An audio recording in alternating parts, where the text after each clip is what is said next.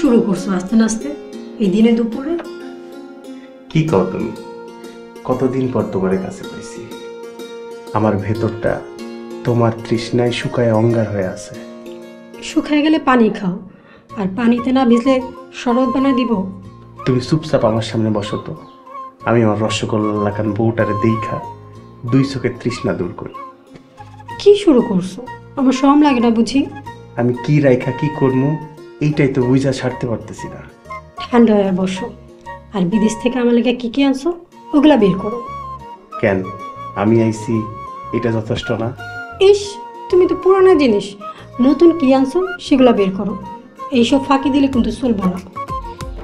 এই যে তুমি আমারে ফাঁকি দিতেছ, ধরতেও দিতেছ না, ছুঁইতেও দিতেছ না, এটার কি হইব? এটার কি হইব?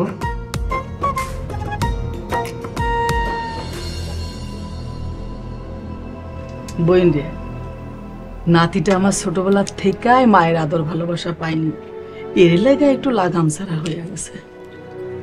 ছোটবেলায় আমরা মায়ের ভালোবাসা বেশি পাইনি, মানে অনেকেই আছে যারা মায়ের ভালোবাসা পায় না, এর লেগে তোমার নাতির মতন সবাই অমানুষ হয়ে যায়। হুন, এখন তোর আদর ভালোবাসা দিয়া আমার নাতিটারে মানুষ কর তুই। তুমি এত বছর দিছো না, মানুষ হইছে? বইয়ের কাম কি আর আমার দ্বারা হইবে রে নাতি? আমার দিয়েও কিছু হইব না, এমন অমানুষটা আমি আমার লগে গেছতেই দিব।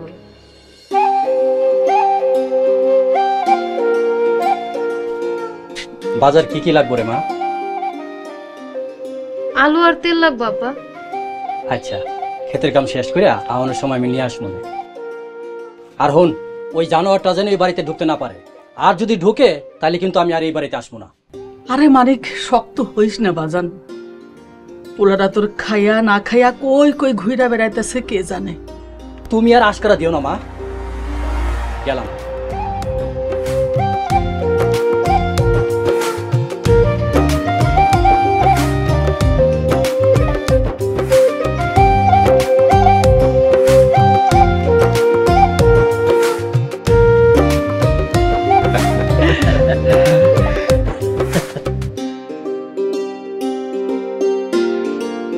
আসলে আপনারা সুসন্তান জন্ম দিচ্ছেন।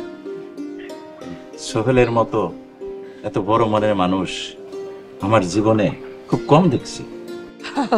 ঠিকই কইছেন, তাই আমরা বাপ মা ওই বুঝতে পারি নাই আমগো পোলা কবে এত ভালো মানুষ হয়ে গেছে গা।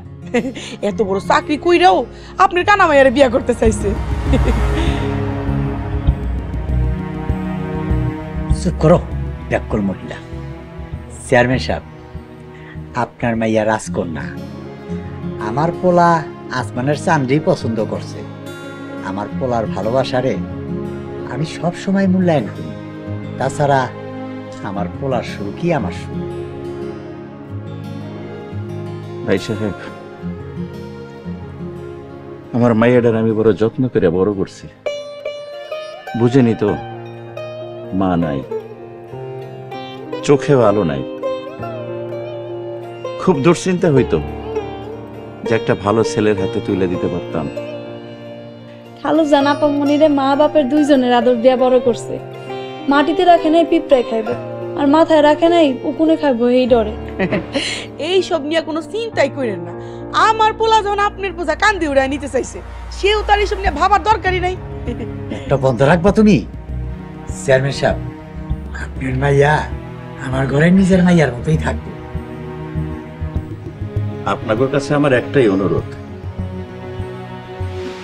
আমার এই মাইয়ার চোখে পানি আইলে আমি সইতে পারব না।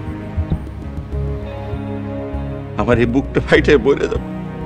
না না চেয়ারম্যান সাহেব, আপনি এমন রাজকন্যা আমারে দিছেন, তাতেই আমি খুশি।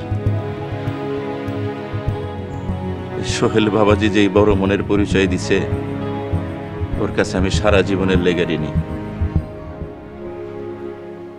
আপনাকে যদি কোনো কিছু চাওয়া পাওয়ার থাকে, মন খুইলে আমারে কইতে পারেন। আমার একমাত্র মাইয়া, ওর লাগে আমি আমার জীবনটাও দিয়ে দিতে পারি। তা তো ঠিকই কইছেন। তাই আমার পোলায় পুলিশের চাকরি করে, একটা বাইক হইলে থানায় আর বাড়িতে রাস্তাঘাটে দৌড়াদৌড়ি করতে সুবিধা হয়। মা, তুমি এসব কি বলছো? আরে না না, অসুবিধা নেই। আরে সামান্য একটা বাইকই তো। আপনাকে যদি আরো কিছু লাগে আপনারা চাইতে পারেন। এই আমার যা কিছু আছে সবই তো আমার মাইয়ার। এই মহিলা তো বেশি কথা কয়, এর লগে আনাটাই ভুল হইছে। না না, বেআইনের উপরে রাগ করেন না। আর সন্তানের জন্য মায়ের একটু চিন্তা তো বেশি। আরে বাইক তো সোহেলের কাজেই লাগবে। হ্যাঁ মাইয়া, বৌমারে নিয়া ঘরে যাও, আমরা বড়রা বিয়ার কথা আগাই। বলে যাও মা, বাড়ি নিয়ে যাও। আপামনি চলো।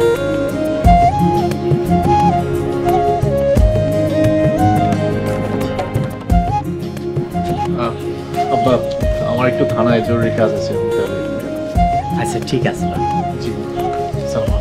ওয়ালাইকুম আসসালাম।